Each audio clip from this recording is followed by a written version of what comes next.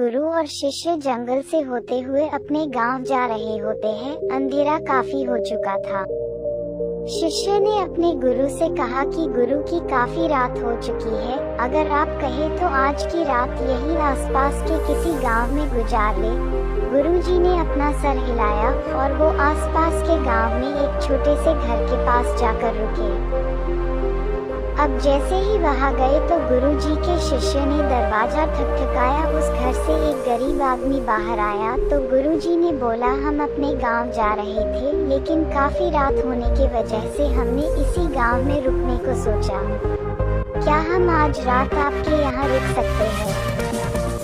गरीब आदमी बोला, हाँ क्यों नहीं, आप दोनों अंदर आ जाइए। अब जैसे ही गुरुजी अंदर गए उन्होंने देखा कि उस आदमी के घर में बहुत ज्यादा गरीबी थी। गुरुजी ने उससे पूछा कि आप काम क्या करते हो? वह गरीब आदमी बोला कि मेरे पास बहुत सारी जमीन है। तो गुरुजी ने बोला, अगर तुम्हारे पास बहुत सारी जमीन है तो इस तरह से क्यों रह रहे? वह आदमी बोला, ये किसी काम की नहीं है। गांव वाले बोलते हैं कि ये बंजर जमीन है, यहाँ पर कुछ भी नहीं उगाई जा सकती है और वहाँ फसल उगाना बहुत बड़ी बेवकूफ़ी है। गुरुजी ने बोला कि तुम्हारा गुजारा कैसे होता है? उसने बोला कि मेरे पास एक भैंस है जिससे मेरा पूरा घर चलता है। ये सुनने के बाद गुरुजी सो जाते हैं और रात में जब सब लोग सो रहे होते हैं तब गुरुजी अपने शिष्य को उठाते हैं और उस गरीब आदमी की भैंस लेकर अपने गांव चले जाते हैं।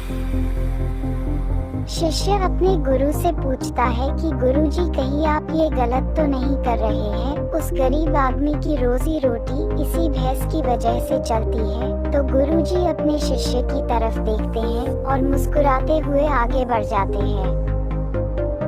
उस बात को तकरीबन 10 साल गुजर जाती है और जो गुरु का शिष्य था वह बहुत बड़ा गुरु बन चुका था। तो एक दिन उन्हें उस गरीब आदमी की याद आती है कि मेरे गुरु ने उस आदमी के साथ अच्छा नहीं किया था, मुझे एक बार चलकर देखना चाहिए कि वह आदमी अब किस परिस्थिति में है। वह शिष्य उस गांव की तरफ जाता है और वहां जैसे ही पहुंचता है तो वह देखता है कि जहां पर उस गरीब आदमी का झोपड़ा था वहां पर एक बड़ा ही आलीशान महल बन चुका था और उस झोपड़ी के बाहर जो बंजर जमीन थी उस पर फल और फूलों के बगीचे थे। तभी उधर से उस घर का मालिक आता है। शिष्य उसे पहचान लेता है और उस आदमी को बोलता है, तुमने मुझे पहचाना, मैं अपने गुरुजी के साथ आया था, हमने एक रात के लिए आपके यहाँ रुके भी। वह आदमी उसे पहचान लेता है और बोलता है कि उस रात में आप कहाँ चले गए थे? और उस रात के बाद ही मेरी भैंस कहीं चली गई थी, मेरे पास कोई रास्ता नहीं था, तो मैंने अपनी जमीन पर मेहनत की और फसल निकल आई और आज मैं इस गांव का सबसे बड़ा और सबसे अमीर आदमी बन चुका हूँ। ये सुनने के बाद शिष्य के आंखों में अपने गुरुजी के लिए आंसू आ गए और उसे ये बात अब समझ आई और वो रोने लगा।